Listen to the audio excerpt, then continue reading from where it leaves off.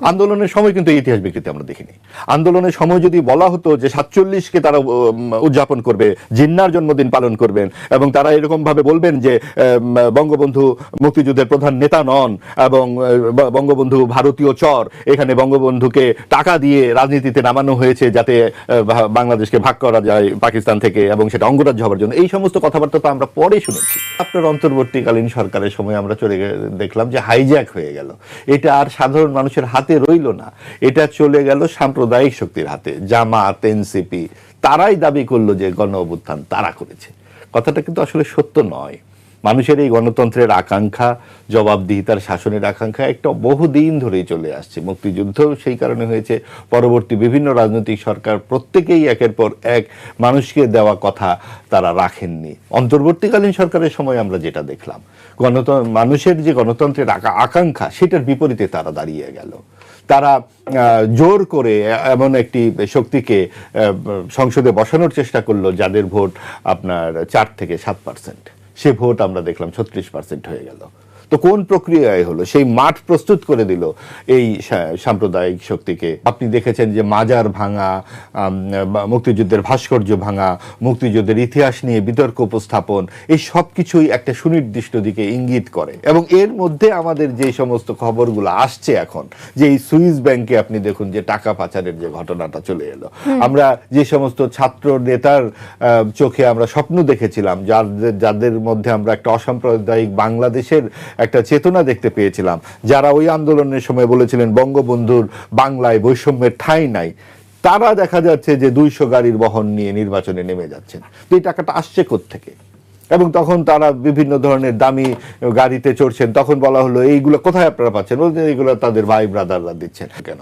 অর্থাৎ রাজনীতিতে যে দুর্বৃত্তায়ন এবং রাজনীতিতে এক ধরনের স্বজনপ্রীতি, গোষ্ঠীপ্রীতি চলে আসে। আপনি যেটা বললেন যে অনেকের হাতে টাকা চলে আসছে, খুব বেশি মানুষ কিন্তু এটা নয়, খুবই সংখ্যায় কম, কিন্তু তাদের হাতেই যখন অনেক বেশি চলে যাচ্ছে, এবং এগুলো লুণ্ঠনবাজিরই অর্থ। ইতিহাস বিকৃতির যে মহা উৎসব আমরা দেখলাম, এটাও তো একটা রাজনৈতিক উদ্দেশ্যেই করা, এবং এটা কিন্তু ঠিক সময় মতো করা। আন্দোলনের সময় কিন্তু এই ইতিহাস বিকৃতি আমরা দেখিনি। আন্দোলনের সময় যদি বলা হতো যে 47কে তারা উদযাপন করবে, জিন্নার জন্মদিন পালন করবেন, এবং তারা এরকম ভাবে বলবেন যে বঙ্গবন্ধু মুক্তিযুদ্ধের প্রধান নেতা নন, এবং বঙ্গবন্ধু ভারতীয় চর, এখানে বঙ্গবন্ধুকে টাকা দিয়ে রাজনীতিতে নামানো হয়েছে যাতে বাংলাদেশকে ভাগ করা যায় পাকিস্তান থেকে, এবং সেটা অঙ্গরাজ্য হওয়ার জন্য, এই সমস্ত কথাবার্তা তো আমরা পরে শুনেছি। এবং এই ধরনের রাজনৈতিক বয়ানগুলো যখন দেওয়া হয়, তখন কিন্তু এটা খালি বলবার জন্য বলবার কথা নয়, এর ভেতরে অনেক ধরনের দীর্ঘদিনের একটা বাসনা আছে। এই বাসনার দিকেই আসলে আমাদের চোখ ফেরাতে হবে। সেই বাসনাটা কি? সেই বাসনাটা কেন বাংলাদেশ হয়েছিল? এই জায়গাতেই আসলে তাদের রাগ। এবং আমরা নাকি ভারতের অঙ্গরাজ্য হবার জন্য মুক্তিযুদ্ধ করেছি। এবং দেখুন, যদি মুক্তিযুদ্ধ ভারতের অঙ্গরাজ্য হবার জন্যই করার দরকার পড়ে, তাহলে বঙ্গবন্ধুকে তার জীবনের 3 ভাগের প্রায় 2 ভাগ কেন জেলে কাটাতে হলো? কেন এত আন্দোলন করতে হলো? কেন এত রক্তপাত করতে হলো? উনি তো সরাসরি অঙ্গরাজ্য হয়ে গেলেই তো, এটা তো খুব কঠিন কাজ নয়। কাজেই এই ধরনের যুক্তি যারা দেয়, তারা একেবারেই একটা সত্যকে ধামাচাপা দেবার চেষ্টা করে। কিন্তু বঙ্গবন্ধু সপরিবারে কেন নিহত হলেন? 22 জন সদস্য সহ, 8 বছরের শিশুটি সহ। তার মানে কি? এত আক্রোশ কেন? এখানে আদর্শটা কি? বলা তো হয় বাকশাল কায়েম করেছিলেন। তাহলে বাকশাল কায়েম করে উনি আসলে কি করেছিলেন? কি করতে চেয়েছিলেন? উনি কি বাকশাল কায়েম করে লক্ষ লক্ষ মানুষ মেরেছিলেন? বলা হয় হাজার হাজার লক্ষ লক্ষ মানুষ মেরেছিলেন। আপনি একটু গণমাধ্যম যাচাই করে তাদেরকে দেখতে বলুন তো। এখন বলা হবে তো গণমাধ্যমে সব লেখা হয় না। গণমাধ্যমে কোনটা ছাপা হয়নি? 25 মার্চের রাত্রের এই যে মানুষ মারা হয়েছে, সেটা কি সারা পৃথিবীর মানুষ জানে না? দেখুন, 15ই আগস্ট 1975-এ বঙ্গবন্ধু নিহত হবার পর আপনার পেয়ারের পাকিস্তান আমাদেরকে স্বীকৃতি দিল। ওই সন্ধ্যাতেই সৌদি আরব সহ ইসলামিক দেশগুলো স্বীকৃতি দিল। তার মানে কি? এই যে এত প্রতিরোধ ছিল বাংলাদেশের মুক্তিযুদ্ধের বিরুদ্ধে, কাদের ছিল? এই দেখুন, মুক্তিযুদ্ধের উপরে রাগটা কাদের?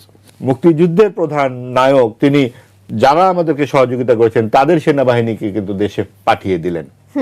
এটাই কি অঙ্গরাজ্য হবার নমুনা? তারপরে তাকে জীবন দিতে হলো। তারপরে কি করা হলো? আপনি দেখুন যে তার পরবর্তীতে 80 দশকের পুরোটাই সামরিক শাসন এই দেশে ছিল। কোন সংবিধানের আওতায় ছিল? এবং সেই সামরিক শাসন তো এক ধরনের পাকিস্তানবাদী শাসন। কারণ হচ্ছে পাকিস্তানে গত 70 বছর ইতিহাসে কোনো সরকার 5 বছর মেয়াদ পূরণ করতে পারে নাই, কোনো সরকার নাই, এবং অধিকাংশ সময় সেনাবাহিনী ক্ষমতায় ছিল।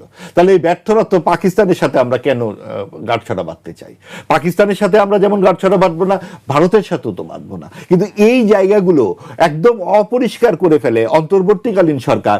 আমরা সেই 18 মাসে শুধু শুনি ভারতীয় আধিপত্যবাদ বিরোধী রাজনীতি, আমরা শুনি ইনকিলাব, তারপরে ইনসাফ ইত্যাদি নানান রকম নতুন বন্দোবস্ত।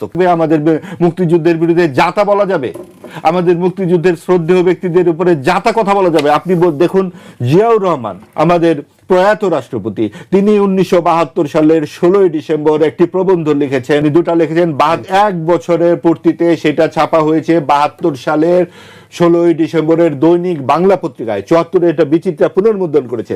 72 সালে তিনি লিখেছেন একটি জাতির জন্ম। সেখানে তিনি বলেছেন, পশ্চিম পাকিস্তানে সেনাবাহিনীতে যখন আমরা কাজ করেছি, সেই সময়ের সেইখানকার লোকজন আমাদেরকে ভারতীয় অনুচর বলেছে, ভারতীয় দোসর বলেছে, কারণ আমরা জাতির পিতা বঙ্গবন্ধু শেখ মুজিবকে আমাদের নেতা মানি, এবং সেই কারণে আমাদেরকে তারা ভারতীয় দোসর বলে। তাহলে সেটা যদি জিয়াউর রহমান বলে থাকেন, জিয়াউর রহমানের আমলে 15 খণ্ড মুক্তিযুদ্ধের দলিল প্রকাশিত হয়েছে, সেখানে সকলের যা যা কীর্তি সবাই অনুপঙ্খভাবে লিখিত আছে। নতুন করে কেন এই বিতর্ক 18 মাসের অন্তর্বর্তীকালীন সরকারের সময়ে এইটা চালু করতে হলো? যে রাজনৈতিক শূন্যতা তৈরির যে চেষ্টা তারা করেছে, সেই জন্যই তাদের কোনো প্রতিক্রিয়া নাই। কারণ এটা এই ধাপ্পাবাজি মানুষের সামনে ধরা পড়ে গেছে, চোখে ধুলা দেওয়ার রাজনীতি এটা। আওয়ামী লীগ থাকলে আমরা তো জামাত বা এনসিপির পক্ষে এই জায়গায় যাওয়া সম্ভব না। এই জন্য আওয়ামী লীগকে আগে অনুপস্থিত করতে হবে এবং নিশ্চিত করতে হবে তারা যেন নির্বাচনে দাঁড়াতে না পারে। আপনি আওয়ামী লীগকে নির্বাচনে অংশগ্রহণ করতে দিতেন, যেই অপরাধ তারা করেছে মানুষ তাদেরকে লাল কার্ড দেখে দিত, যেমনটি দিয়েছে জাতীয় পার্টিকে। কেন সেই সুযোগ আপনি দিলেন না? এত ভয় কেন আওয়ামী লীগকে? গত 12-14 বছরে তাদেরই বিএনপিরই 50 লক্ষ নেতাকর্মীর বিরুদ্ধে মামলা করেছে আওয়ামী লীগ। তাদেরই নেতাকর্মীরা এত বছর জেল জুলুম খেটেছে। আপনি দেখুন, এখন 47-কে নিয়ে কথা বলা হয়, 47 না হলে নাকি 71 হতো না। কি শুভঙ্করের ফাঁকি আপনি দেখুন। 47টা হলো কোন আপনার এক ধরনের অন্ধ রাজনীতির বলি। 40-এর লাহোর প্রস্তাবকে অস্বীকার করা হচ্ছে। 40-এর লাহোর প্রস্তাবে ছিল যে যেই অঞ্চলে ভারতের উপমহাদেশে মুসলিমরা প্রধান, সেগুলো সব স্বাধীন রাষ্ট্র হবে, অর্থাৎ পশ্চিম পাকিস্তানও স্বাধীন হবে, পূর্ব পাকিস্তানও স্বাধীন হবে, কেউ কারো অধীনে থাকবে না। কিন্তু আমাদের পেয়ারের জিন্না সাহেবরা একসাথে করে তারা পূর্ব পাকিস্তানকে অধীন করে নিলে। সবসময় একটা ভারতীয় বিরোধিতা করার মাধ্যমে এক ধরনের রাজনৈতিক কার্ড খেলা হয়। ধর্মের যেমন একটি কার্ড খেলা হয়, ভারতের একটি কার্ড খেলা হয়, মুক্তিযুদ্ধকে নিয়েও কার্ড খেলা হয়। এই তিনটিকেই যদি আপনি একদম নির্মোহ নৈর্ব্যক্তিকভাবে দেখেন, তাহলে আপনি বুঝবেন রাজনীতিতে নৈতিকতার কোনো বিকল্প নাই। যে অপরাধের বিচারে করতে গিয়ে আপনি সবাইকে অপরাধী বানাতে পারেন না, সমাজে এই মানে জিঘাংসা আপনি সরিয়ে দিতে পারেন না। আরেকটা কথা হচ্ছে, আপনাকে কোথাও না কোথাও থামতে হবে। আপনি খারাপ কাজ করেছেন দেখে আমিও আপনার বিরুদ্ধে একই ধরনের খারাপ কাজ করব। আওয়ামী লীগ 12 বছর খারাপ কাজ করেছে, এখন আরো 12 বছর আওয়ামী লীগের উপরে খারাপ কাজ করতে হবে। এইটা দেশকে কোন দিকে নিয়ে যাবে? তো তার উপরে যে শারীরিক নির্যাতন চালানো হয়েছিল, সেই কথা উল্লেখ করে তিনি বলেছেন, আমি প্রতিশোধ নিতে চাই না। সেটা যদি স্বয়ং তারেক রহমান বলতে পারেন, তাহলে আর অন্যদের বলতে অসুবিধা কি? থামতে তো আপনাকে হবেই। এরশাদ সাহেব ফ্রিডম পার্টি বলে একটা রাজনৈতিক দল তৈরি করেছিলেন, কুড়াল মার্কা প্রতীক নিয়ে তারা সংসদে বসে গিয়েছিল, বিরোধী দলের প্রধান বিরোধী দলীয় হয়ে গিয়েছিল, কুড়াল মার্কা। সরকার কখনো চেষ্টা করে বিরোধী দল বানাতে পারবে না। যেমন পারেনি ফ্রিডম পার্টিকে, যেমন পারেনি আওয়ামী লীগ জাতীয় পার্টিকে, তেমন পারবে না এভাবে জোর করে জামাত বা এনসিপি।